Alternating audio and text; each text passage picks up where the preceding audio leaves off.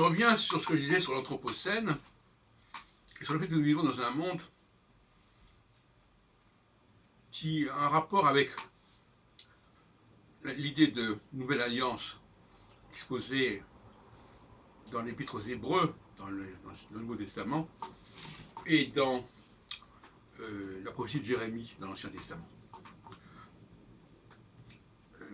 La lecture que je propose de la Nouvelle Alliance, que j'ai déjà exposée d'ailleurs, ne correspond pas à l'interprétation qu'en font les chrétiens en général.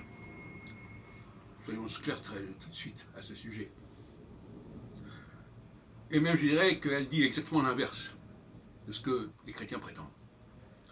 Puisqu'elle charge les juifs de porter la mission malgré eux, en leur corps, en leur cœur, de façon viscérale, tout ça. Relisez Jérémie 31, 31.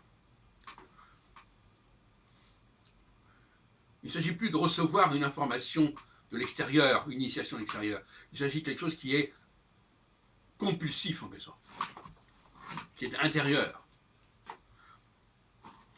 qui ne dépend pas de soi. C'est ça qui est important.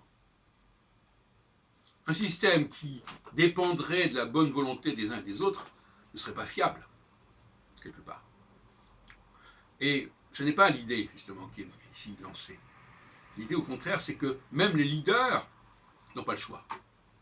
Un leader n'a pas le choix de faire ce qu'il a à faire. Il reçoit quelque chose, il reçoit une énergie, il reçoit un magnétisme, il reçoit une inspiration.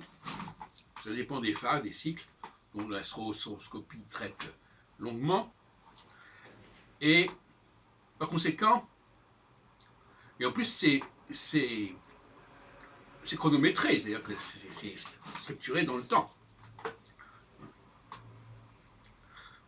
La seule chose, c'est qu'il peut ne pas être au bon endroit, il peut ne pas être exactement là où on pourrait avoir vraiment besoin de lui. C'est ça le problème. Mais il a le potentiel en tout cas, il fait ce qu'il a à faire, mais peut-être pas placé au meilleur endroit. Right man, right place, right time. Donc, contrairement à ce qu'on pourrait croire, le leader n'a pas le choix. Il n'a pas d'objectif, le leader. Celui qui est en dessous du leader, lui, il peut vouloir ceci, il peut vouloir cela. Il peut vouloir ce que l'autre a fait, ou ce que l'autre possède. Le leader, lui, il n'a pas d'objectif. Ça lui est donné. Ça lui est donné pour un certain temps. De toute façon, il y a des phases. Mais ça lui est donné. Et par conséquent, ça va le faire bouger. L'un ou l'autre.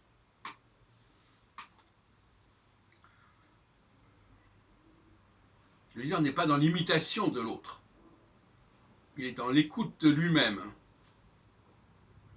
Il se passe en lui quelque chose qui va produire des événements, qui va produire des rassemblements, qui va produire des rapprochements de toutes sortes, à la fois intellectuellement et physiquement et moralement et socialement. Donc, contrairement à l'Anthropocène, la sociologie nous dit qu'il n'y a pas de liberté à ce niveau-là. Paradoxalement, les grands chefs ne sont pas libres. Les petits chefs, oui, sont libres. Ils peuvent vouloir ceci ou cela, parce qu'ils ne sont pas porteurs de grand-chose. Plus on monte dans la hiérarchie, moins on est libre. Voilà le paradoxe qui est intéressant. Parce qu'on va disposer d'énergie incommensurable, incontrôlable, si on peut dire, que l'on n'a pas voulu obtenir, qui nous sont données. C'est la grâce.